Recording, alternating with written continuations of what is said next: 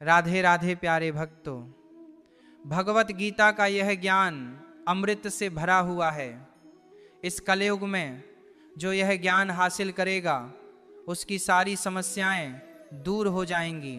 यह गीता का अमृत ज्ञान इंसान के मरे हुए मन में और जीवन में एक नई जान डाल देता है। तो दोस्तों, एक बात याद रखना, जो इंसान इन बातों को ध्यान से सुनेगा और यह वीडियो अंत तक देखेगा उसे अपनी हर समस्या का हल मिल ही जाएगा। गीता में भगवान श्री कृष्ण ने कहा है कि अकेलेपन से डरना छोड़ दो, दुखी होना छोड़ दो। इस दुनिया में कोई किसी का नहीं होता है, इसीलिए जीवन में कभी किसी की वजह से दुखी नहीं होना चाहिए। श्री कृष्ण कहते हैं, प्रेम उसी इंसान से करो जो मनुष्य आपके प्रेम के लायक हो। जिस इंसान को आपके प्रेम की कदर ही नहीं है, उस इंसान से जितना दूर रहोगे उतना ही अच्छा है। भगवत गीता में बताया गया है कि जो इंसान दूसरों को दुख देता है, दूसरों के साथ छल करता है, उस इंसान का अंत बहुत ही बुरा होता है।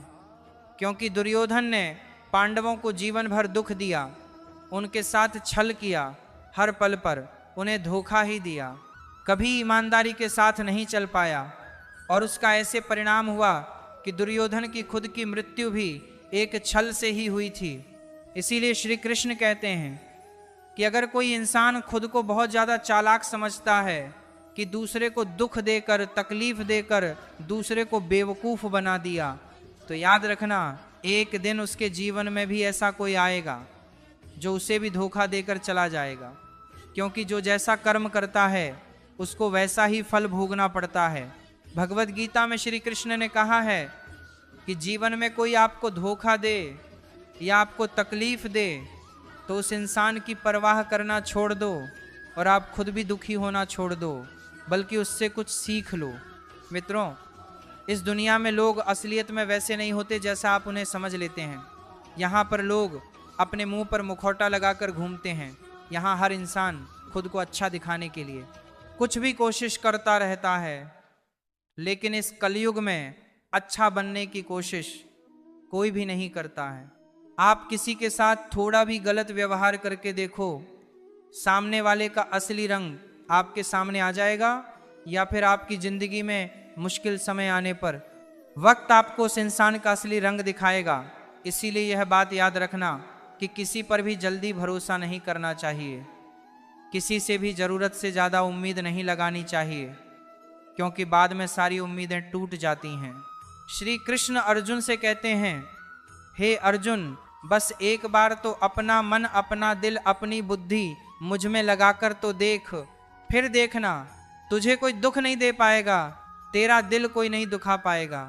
तो दोस्तों, एक बात हमेशा याद रखना कि इस कलयुग में आप जिसके साथ हद से ज़्यादा दिल लगाओगे या हद से ज़्यादा भरोसा करोगे तो सबसे ज़्यादा दुख भी आपको वही इंसान देगा। आप देखना कि इस दुनिया में दिल की कोई कदर नहीं है, कोई आपके इमोशंस नहीं समझेगा, और आपसे जब तक लोगों को फ़ायदा होता है तब तक ही लोग आपसे मतलब रखते हैं। उसी टाइम लोग आपके साथ अच्छा व्यवहार करते हैं और आपसे मीठी मीठी बातें करते हैं। जैसे ही उनका मतलब, उनका स्वार्थ खत्म हो जाता है, उसी वक्त उन लोगों का बात करने का तरीका भी बदल जाता है और वह आपसे बात करना तो दूर, आपके पास बैठना भी पसंद नहीं करते। इसीलिए कहते हैं कि जब आप किसी से पहली बार मिलते हैं तो उस इंसान पर यकीन मत करो, वह सिर्फ एक मुखौटा है जो आपको दिखाने के लिए है, आपको फंसाने के लिए है। अब यह आप पर ही निर्भर करता है कि आपको उस इंसान के साथ फंसना है या अपनी समझदारी से काम लेना है। श्री कृष्ण गीता में कहते हैं कि आप अपने गुजरे हुए वक्त को, गुजरे हुए समय को भूल जाओ, क्योंकि अगर आप उस टाइम को याद करते हो तो खुद ही परेशान होने वाले हो। क्योंकि अगर आप गुजरे हुए वक्त के साथ जियोगे, वहीं दुख में जीते रहेंगे, तो आप पूरे जीवन में कभी भी खुश नहीं रह पाएंगे। जो समझदार इंसान होता है वह गुजरे हुए वक्त को भूल जाता है। भगवान श्री कृष्ण कहते हैं कि जब भी आप अपने जीवन में खुद को अकेला महसूस करते हो, तब गीता की इस सच्चाई को ठीक से समझ लेना कि आप दुनिया में अकेले ही आए थे और अकेले ही जाने वाले हो, और खाली हाथ आए थे और खाली हाथ ही जाना है।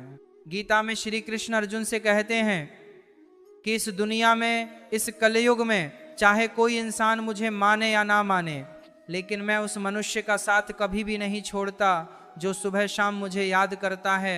इस दुनिया में जो भी है वह सब मेरी ही संतानें हैं, सब मेरे ही अंश हैं। इसलिए मनुष्य को, इंसान को, जानवरों को, सबको ईश्वर की ही संतान कहा जाता है।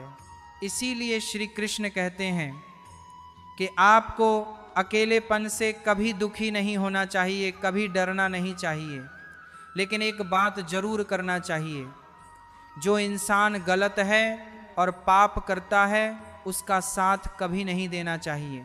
गीता में श्री कृष्ण कहते हैं कि मनुष्य का क्रोध ही मनुष्य का सर्वनाश कर देता है। क्रोधी इंसान का कोई मित्र नहीं होता है। हर इंसान क्रोधी इंसान से दूर भागता है, उसके सारे रिश्ते समाप्त हो जाते हैं और कोई उसके साथ रहना नहीं चाहता। भगवान श्री कृष्ण भगवत गीता में उपदेश देते हैं कि आप चाहे कितने भी अच्छे हो, कितने भी सही हो, लेकिन आप बुरे लोगों के संगत रहोगे तो आपका भी वही हाल होने वाला है जो बुरे लोगों का होता है। आपको पता है ना कि भीष्म पितामह एक ब्रह्मचारी थे, धर्मात्मा थे, लेकिन भीष्म पितामह अधर्म के पक्ष में खड़े हो गए थे तो अंत में उनका वही हाल हुआ जो एक अधर्मी मनुष्य का होता है। उनको मृत्यु के समय पर दुखों का सामना करना पड़ा, भयानक पीड़ा का सामना करना पड़ा था। इसलिए गलत लोगों की संगत में कभी नहीं रहना चाहिए। गीता में श्री कृष्ण कहते हैं कि मनुष्य को अपने मन को शांत रखना चाहिए, क्योंकि जिस इंसान का मन अशांत होता है उसे अपने जीवन में दुख के सिवाय कुछ नहीं मिलता। अशांत मन मनुष्य के अंदर दुखों को ही जन्म देता है और शांत मन, शांत दिमाग परम आनंद को जन्म देता है। गीता में कहा गया है कि मूर्ख और दुष्ट इंसान को कभी ज्ञान नहीं देना चाहिए, क्योंकि उनको ज्ञान देने से उनके अहंकार को चोट लगती है और वह लोग मन में आपके बारे में बैर का भाव रखकर बैठ जाते हैं और समय आने पर आपको ही नुकसान पहुंचाते हैं, आपको ही दुख देते हैं। श्री कृष्ण कहते हैं जो इंसान आपके सामने अपनापन दिखाता है वही मनुष्य आपकी पीठ पीछे आपको जरूर नुकसान पहुंचाएगा, तो ऐसे लोगों से दूर ही रहना चाहिए। भगवत गीता में कहा गया है कि जहां आपके लिए प्रेम और इज्जत नहीं है वहां कभी नहीं जाना चाहिए। जब महाभारत का युद्ध शुरू होने से पहले पांडवों की तरफ से शांति का प्रस्ताव लेकर भगवान श्री कृष्ण हस्तिनापुर चले गए थे, उस वक्त शकुनी जो कि दुर्योधन का मामा था, उसने दुर्योधन से कहा था कि यह कृष्ण बड़ा मायावी है, इससे संभाल कर रहना होगा। अगर यह हमारे पक्ष में आ जाएगा तो समझ लो पांडव हार ही जाएंगे। इसे बुलाओ और इसकी बहुत सेवा करो, अच्छे से खातिरदारी करो, इसको अपने घर आने का निमंत्रण दे दो, इसे खुश करने का प्रयास करो। जब श्री कृष्ण हस्तिनापुर पहुँचे तब दुर्योधन ने श्री कृष्ण को अपने घर आने के लिए निमंत्रित किया और श्री कृष्ण से कहा, हे श्री कृष्ण, आप मेरे घर पर आइए, मेरा निमंत्रण स्वीकार कीजिए, मेरे घर का भोजन कीजिए। तब श्री कृष्ण ने दुर्योधन से कहा कि हे दुर्योधन, मनुष्य को किसी के घर में तभी भोजन करना चाहिए, तभी जाना चाहिए जब उन लोगों का आपसे बहुत प्रेम हो या फिर हमारे जीवन में कोई बहुत बड़ी आपत्ति आ गई हो। हे दुर्योधन, कान खोलकर सुन लें, ना मेरी जिंदगी में कोई आपत्ति आई है और ना ही तुम्हारा मुझ पर कोई प्रेम है, इसलिए मैं तुम्हारे घर तो कभी नहीं आना चाहूँगा। मुझे पता है तुम मुझे अपने घर बुला रहे हो सिर्फ और सिर्फ अपना स्वार्थ पूरा करने के लिए।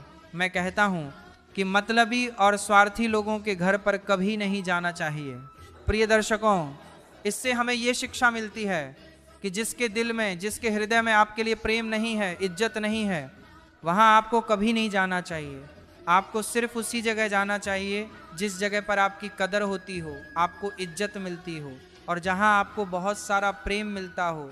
श्रीमद् भागवत गीता ज्ञान पूरी इंसानियत के लिए है, सब आत्माओं के लिए है, क्योंकि यह आत्मा को परमात्मा के बारे में, उसकी सृष्टि के बारे में और सबसे अहम यह उन कायदों के बारे में समझाती है जिनका आत्मा को मनुष्य के रूप में हर हाल में पालन करना होगा, रक्षा करनी होगी।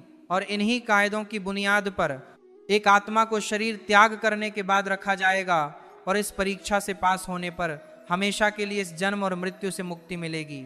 जो इंसान सच्चे दिल से इस श्रीमद् भागवत गीता ज्ञान को सुनता है उसका जीवन सफल हो जाता है, उसका कल्याण हो जाता है। इतनी पवित्र है ये श्रीमद् भागवत गीता। भगवत गीता में कहते हैं कि मैं ही सबकी शुरुआत हूँ, मैं शुरू से भी पहले था और सब खत्म होने के बाद भी रहूँगा। सब मुझ में है और मैं सब में हूँ। जो भी तुम छू सकते हो, देख सकते हो या छू नहीं सकते, वह सब मैं ही हूँ। ये नदियाँ, पहाड़, सूरज, ग्रह, चांद, सितारे सब मैंने बनाए हैं। मैंने ही भगवान, शैतान, राक्षस और इंसान बनाया है। मैं सर्वव्यापी हूँ, सब में ही रहता हूँ। मैं ही ब्रह्म बनकर सब बनाता हूँ और रुद्र बनकर सब नष्ट कर देता हूँ।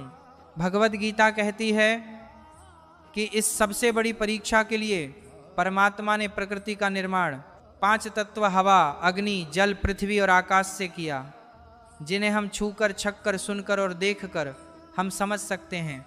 पर खुद परमात्मा इन 5 इंद्रियों की समझ से बाहर हैं। उन्हें आत्मा इंद्रियों से नहीं जान सकती। आत्मा 5 इंद्रियों के साथ वैसा ही है जैसे एक लोहे का रोबोट जिसे अपने बनाने वाले का कोई पता नहीं। अर्जुन को भी परमात्मा का विराट रूप देखने के लिए भगवान कृष्ण ने दिव्य नेत्र दिए। भगवत गीता समझाती है कि आत्मा अजन्मी है, इसे कोई मार नहीं सकता, कोई जला नहीं सकता, डूबा नहीं सकता, काट नहीं सकता। लेकिन आत्मा को परमात्मा के साथ हमेशा रहने के लिए यह परीक्षा रूपी जीवन में बैठना ही पड़ेगा। इस परीक्षा के लिए परमात्मा को छोड़कर आत्मा को पृथ्वी पर किसी न किसी रूप में जन्म लेना पड़ता है और 84 लाख योनियों को जीने और भोगने के बाद एक आत्मा को मनुष्य का शरीर और दिमाग मिलता है। इस सबसे बड़ी मर्यादाओं की परीक्षा में बैठने के लिए हर मनुष्य को इस पूरी परीक्षा के दौरान तरह तरह की अच्छी और बुरी भावनाओं के चक्रव्यूह में अपने ही भाई बहन और मित्रों के साथ डाला जाता है, जिसमें हर आत्मा को अपने अंदर के तामसिक और राजसिक अवगुणों से निकलकर सात्विक जीवन में प्रवेश करने के मौके मिलते हैं।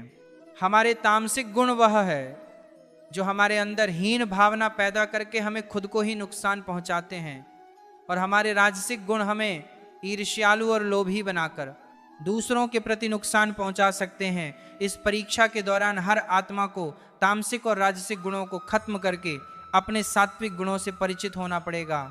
सात्विक गुण वह है जो आत्मा को अपने आसपास की हर चीज से जोड़े रखती है और उन्हें प्यार करना सिखाती है।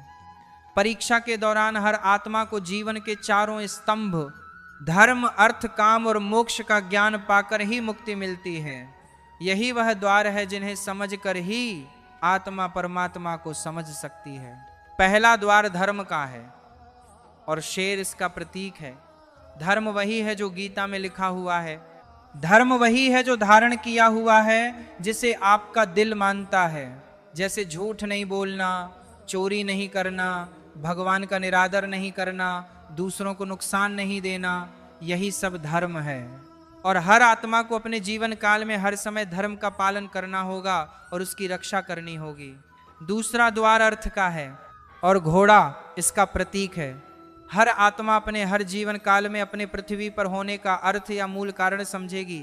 इस जिंदगी में भोगने वाली चीजें और रिश्तों का आनंद लेंगे। अच्छा बेटा और अच्छी बेटी, अच्छा भाई या अच्छी बहन, अच्छा पति या अच्छी पत्नी बन के हर रिश्ते पर खरा उतरना होगा और इस परीक्षा को पास करेगी। तीसरा द्वार काम का है। भगवत गीता समझती है कि हर मनुष्य के अंदर काम, क्रोध, लोभ, मोह, अहंकार और ईर्ष्या जैसी 6 भावनाएं हमें अपने और दूसरों के प्रति नुकसान पहुंचा सकती हैं। इन भावनाओं को हर मनुष्य को हमेशा अपने नियंत्रण में रखना होगा, क्योंकि इनके भाव में किया हुआ कोई भी काम हमारे जीवन भर की परेशानी का कारण बन सकता है। और एक आत्मा संतोष और सादगी से इन भावनाओं पर हमेशा के लिए विजय पा सकती है। चौथा स्तंभ मोक्ष का है और हाथ ही इसका प्रतीक है। इस परीक्षा रूपी जीवन में हर मनुष्य हर समय कुछ इच्छाएं रखता है। कुछ इच्छाएं एक ही जन्म काल में पूरी हो जाती है, पर कुछ अधूरी रह जाती है और उनको पूरा करने के लिए आत्मा को वापस पृथ्वी पर आना पड़ता है। पूरी भगवत गीता हमें समझाती है कि हमारी इच्छाएं ही मूल कारण है हमारे पृथ्वी पर वापस आने का, और अगर हम कोई भी इच्छा ना रखें तो हम इस जीवन और मृत्यु से मुक्त हो सकते हैं। यह द्वार माफ़ी का भी है।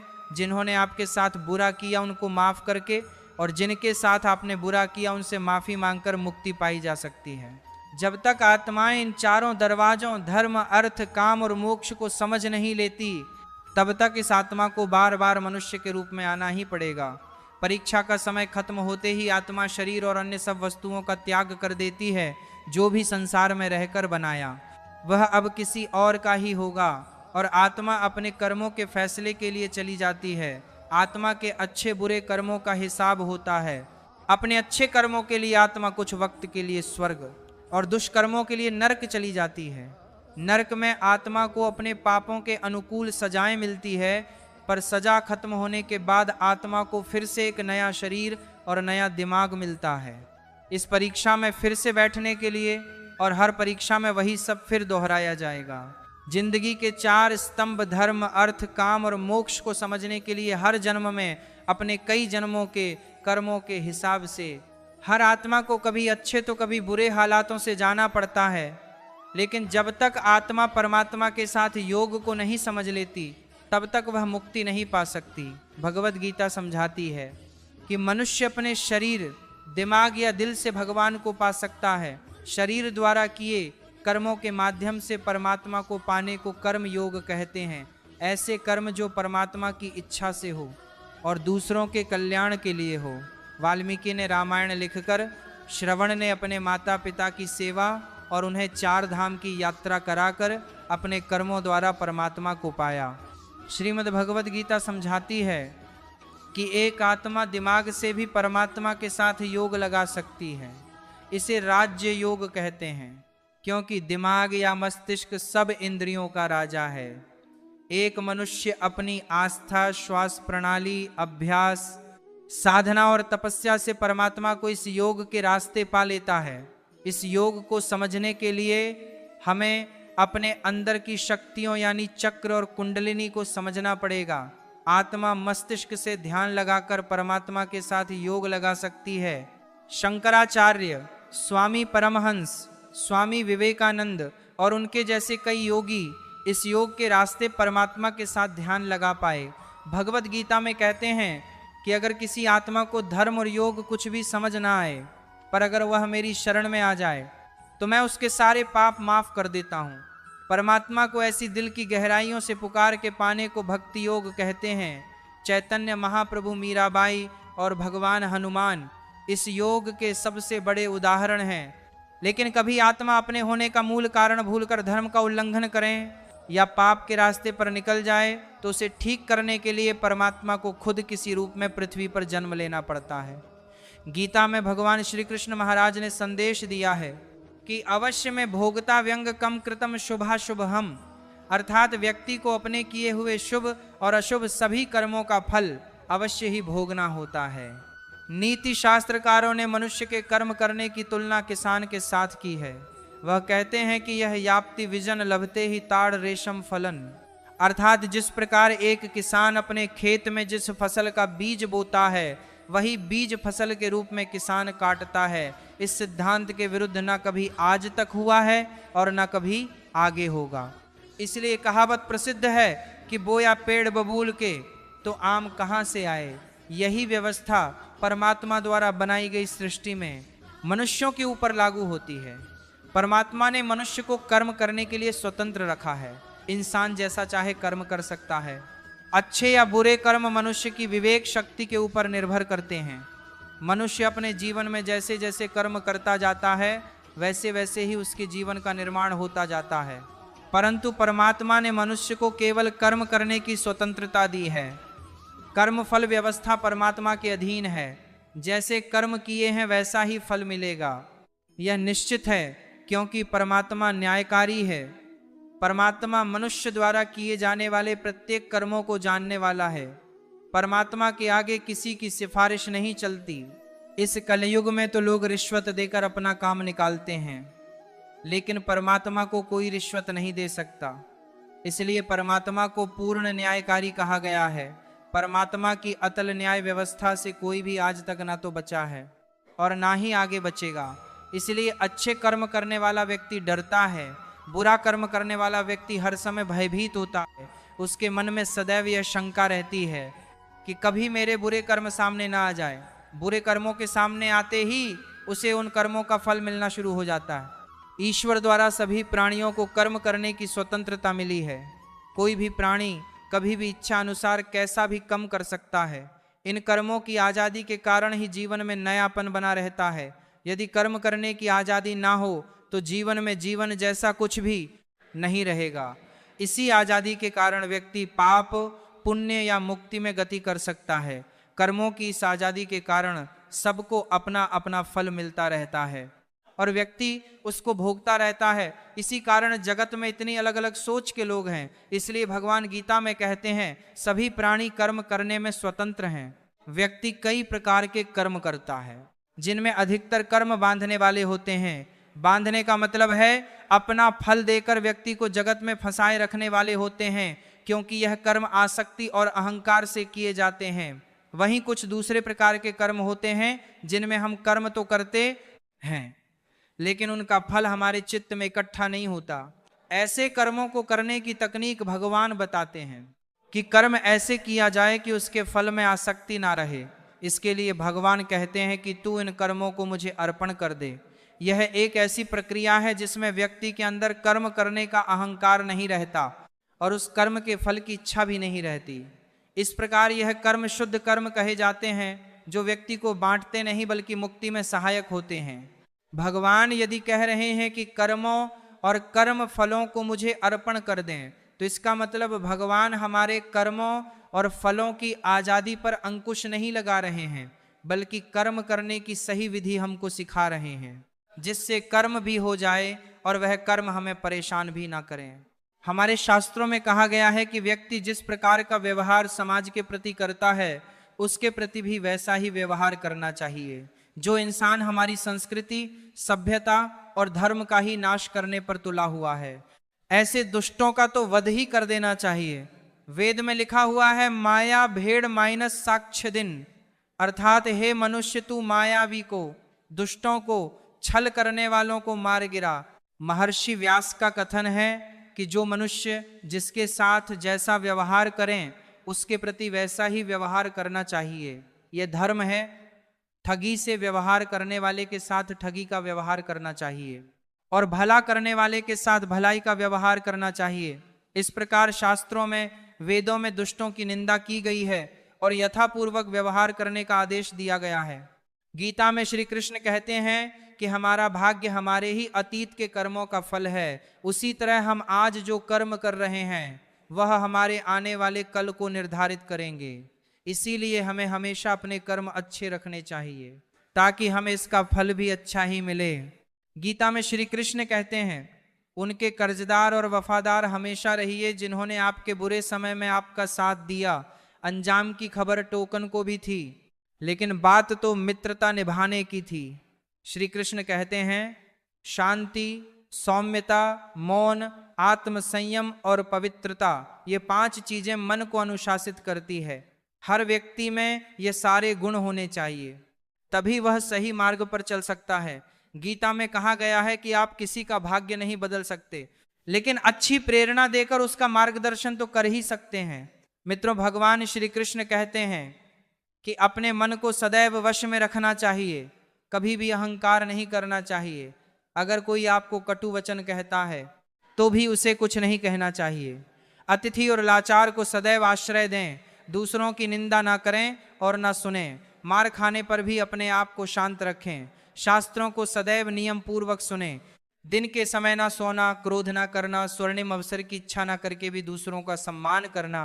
भोजन स्वाद के लिए नहीं बल्कि स्वास्थ्य के लिए करना। यह सभी चीज मनुष्य को महान बनाती है। सत्य ही सनातन धर्म है, यह सभी धर्मों से उत्तम है। सत्य से ही तप और योग उत्पन्न होते हैं। सत्य ही ब्रह्मा है, सब कुछ सत्य के अंतर्गत आता है। सत्य से ही मनुष्य स्वर्ग जाता है। झूठ हमें अंधकार की तरफ ले जाता है। यहाँ पर प्रकाश का अर्थ स्वर्ग तो नरक को अंधकार कहा गया है। सभी प्राणियों को एक समान समझना, ईर्ष्या द्वेष से दूर रहना, शील और लज्जा के गुणों को अपनाना, दुष्कर्मों से दूर रहना, किसी को कष्ट ना पहुंचाना, इंद्रियों को वश में रखना, मन की पवित्रता को बनाए रखना, सत्य बोलना, क्षमा करना, साहस और विद्या आदि, यह 13 सत्य धर्म के लक्षण हैं। वेद भी सत्य का ही उपदेश देते हैं। सत्य बोलना सहस्त्रों अश्वमेध यज्ञों के फल के बराबर होता है। कभी भी कटु वचन ना बोले, सदैव ऐसे वचन बोलो जो दूसरे को अच्छे लगे। बुरा बोलना, निंदा करना, भला बुरा कहना, ये सब त्याग देना चाहिए। दूसरों का सम्मान ना करना, अहंकार दिखाना, ये सभी अवगुण होते हैं। जो सुख इस लोक में कामनाओं की पूर्ति होने पर मिलता है और परलोक में जो सुख प्राप्त होता है वह उस सुख के 16वें हिस्से के बराबर भी नहीं है जो सुख हमें कामनाओं से मुक्त होने पर प्राप्त होता है। अपने आप को वश में करने के लिए व्यक्ति को पहले लोभ और मोह से दूर होना चाहिए। मोह का फल मृत्यु और सत्य का फल अमृतत्व प्राप्त होता है। इसलिए मृत्यु और अमृतत्व दोनों ही मनुष्य के अधीन है। पूरे संसार को वृद्धावस्था ने घेर रखा है। दिन प्रतिदिन उस पर मृत्यु का प्रहार होता जा रहा है। दिन आता है, रात बीत जाती है। जागो, तुरंत उठो, समय को व्यर्थ ना गवाएं। अपने कल्याण के लिए कुछ कार्य करो, क्योंकि तुम्हारे कार्य पूर्ण नहीं हो पाते हैं तब तक मृत्यु तुम्हें अपने साथ ले जाती है। निर्धनता को स्वर्ण ही स्वेच्छा पूर्वक अपनी इच्छा से स्वीकार करने से सुख मिलता है। यह सुख मनुष्य का कल्याण करता है, क्योंकि इस राह पर चलने से ना तो कोई क्लेश रहता है, ना ही कोई आपका शत्रु बनता है। यह मार्ग भले ही कठिन लगता है, लेकिन जिस मनुष्य को पवित्र जीवन जीना हो, ऐसे भले मनुष्य के लिए यह मार्ग उपयुक्त और सुगम है, क्योंकि ऐसे मनुष्यों के लिए संपत्ति का कोई मोह नहीं रहता। उनके लिए इससे ज्यादा कोई दूसरी संपत्ति या सुख नहीं है। एक तुलना के पलड़े में ऐसी निर्धनता को और दूसरे पलड़े में राज्य को रखने पर अचिंतनता का पलड़ा भारी रहता है। धनवान पुरुष को तो सदैव ही मृत्यु का भय रहता है।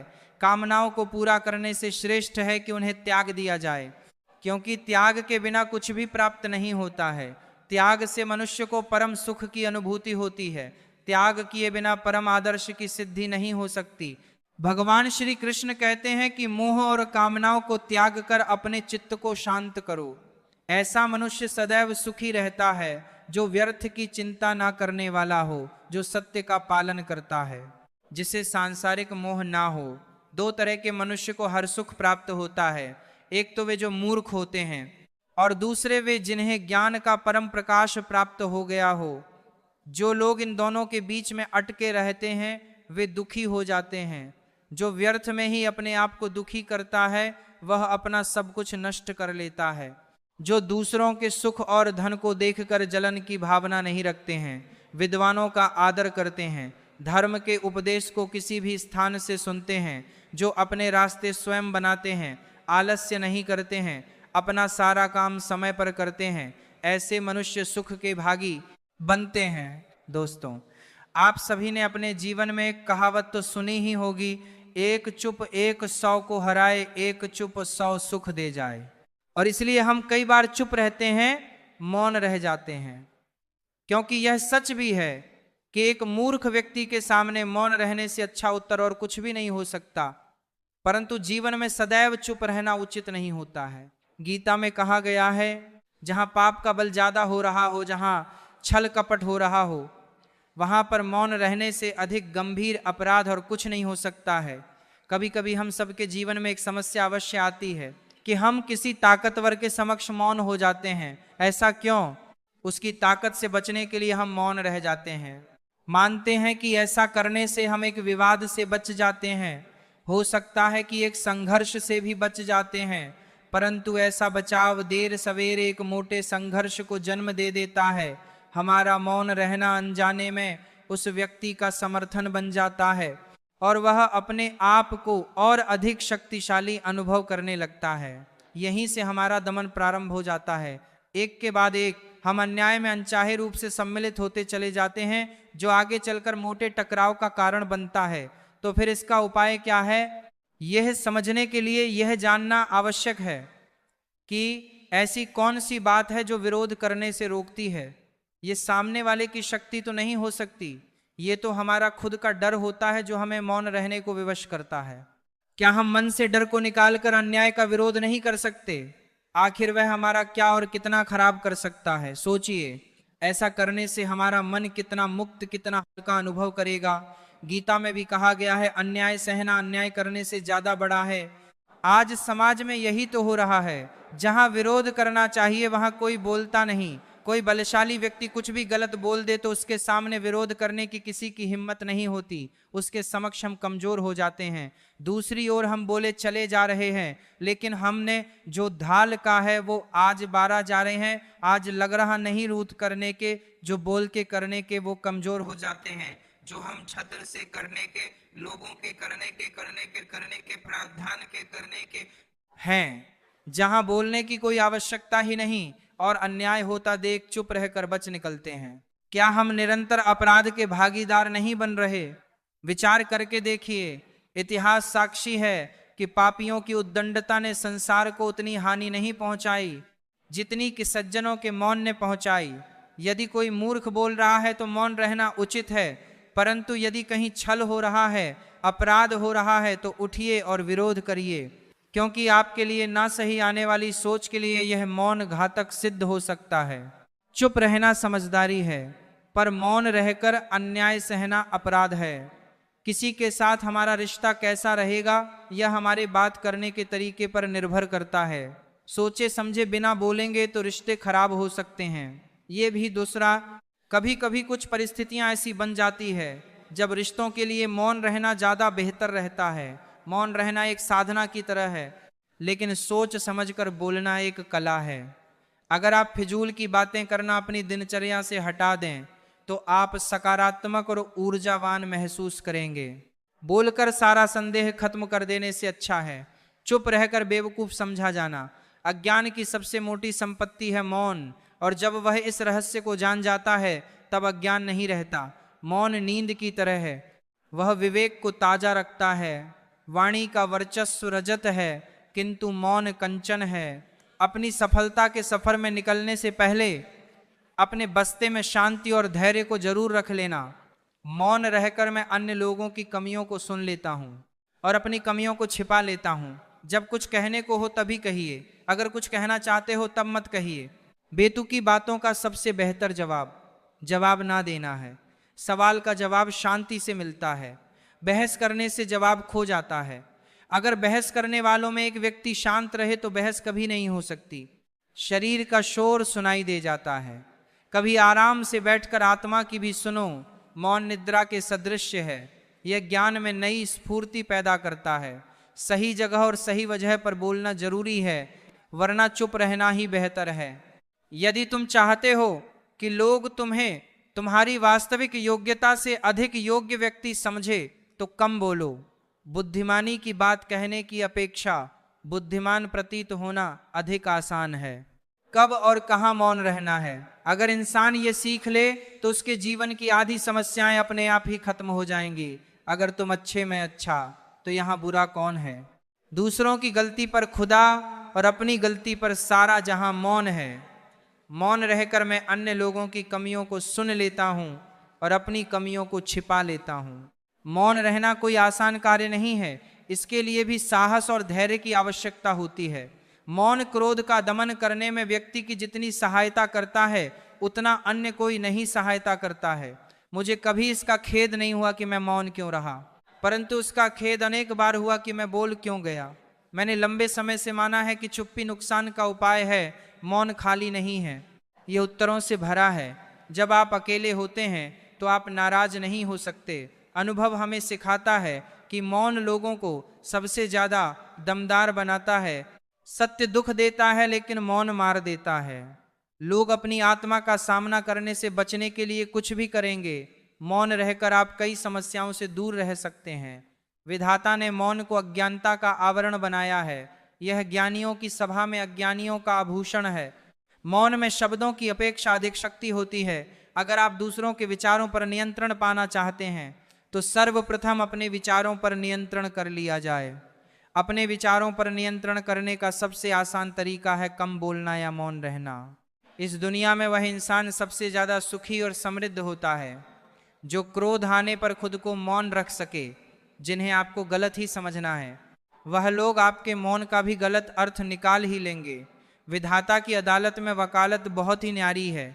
खामोश रहकर कर्म कीजिए, सबका मुकदमा जारी है। यदि किसी प्रश्न का उत्तर आपको पता नहीं है तो ऐसे में मौन रहना ही बुद्धिमानी है। कभी मौन रहकर देखो, इससे भी चमत्कार होता है। जब आपको नहीं पता कि किसी विशेष अवसर पर क्या कहना है, या आपको किसी विशेष घटना के बारे में केवल आधा अधूरा ज्ञान है, तो ऐसे अवसर पर भी आपको चुप रहना चाहिए। ऐसा व्यक्ति जो आधा अधूरा ज्ञान होने के बाद भी उस विषय पर बात करता है, वह अक्सर उपहास का पात्र बन जाता है। ऐसे व्यक्ति को कोई भी गंभीरता से नहीं लेता है। केवल वही व्यक्ति अपनी बात प्रभावी ढंग से रख सकता है जिसे उस विशेष घटना या विषय का गहरा ज्ञान हो। इसीलिए यहाँ वहाँ से प्राप्त आधी अधूरी जानकारी के आधार पर कभी भी लोगों को समझाने की कोशिश नहीं करनी चाहिए। जब कोई व्यक्ति आपके सामने किसी तीसरे व्यक्ति की बुराई कर रहा हो, तो ऐसी स्थिति में आपको चुप रहना चाहिए। आपको कभी भी ऐसी नकारात्मक बातचीत का हिस्सा नहीं बनना चाहिए, क्योंकि आज वह व्यक्ति जो कर रहा है आपके सामने किसी तीसरे व्यक्ति की बुराई, कल किसी और के सामने आपकी भी बुराई करेगा। और इस बात की अधिक संभावना है कि आज आपने जिस तीसरे व्यक्ति की बुराई की है, उसे भी इस बात का पता चल जाते तो आप पर ही मुसीबत आ सकती है। इसलिए जब भी कोई किसी दूसरे व्यक्ति की बुराई करें या उसके गलत समय का मजाक बनाए, तो आपको बस उसकी बात सुननी है, अपनी राय नहीं देनी है।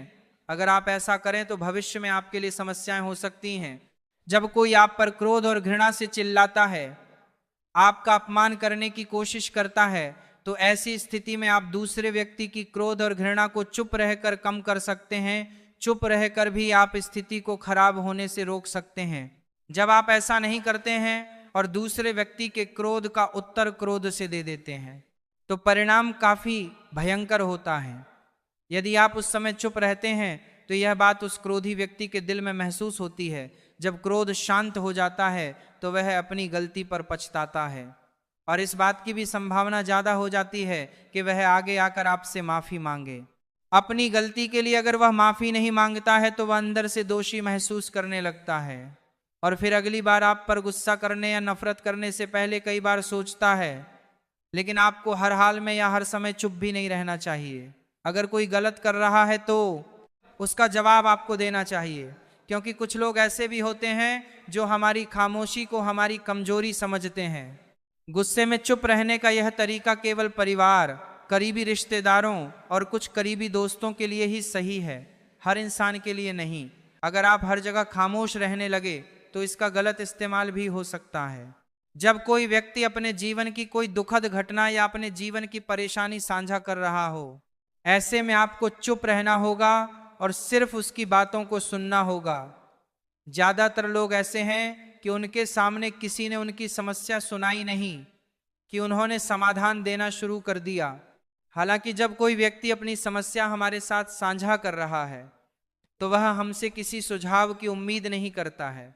वह चाहता है कि हम उसकी बात ध्यान से सुने, क्योंकि जब हम उनकी बात सुनते हैं उस व्यक्ति को आंतरिक शांति मिलती है। उसे लगता है कि कोई मेरी बातों को समझता है। अधिकांश समय जब लोग अपनी समस्याओं को हमसे साझा करते हैं तो भी हमें केवल अपनी बात बताना चाहते हैं। वे हम में से किसी भी प्रकार की सलाह नहीं चाहते, क्योंकि वे पहले से ही सभी तरह की सलाह जानते हैं जो हम उन्हें देने जा रहे हैं। मुसीबत के समय किसी व्यक्ति को सांत्वना देने का सबसे अच्छा तरीका उस व्यक्ति की बात को ध्यान से सुनना है।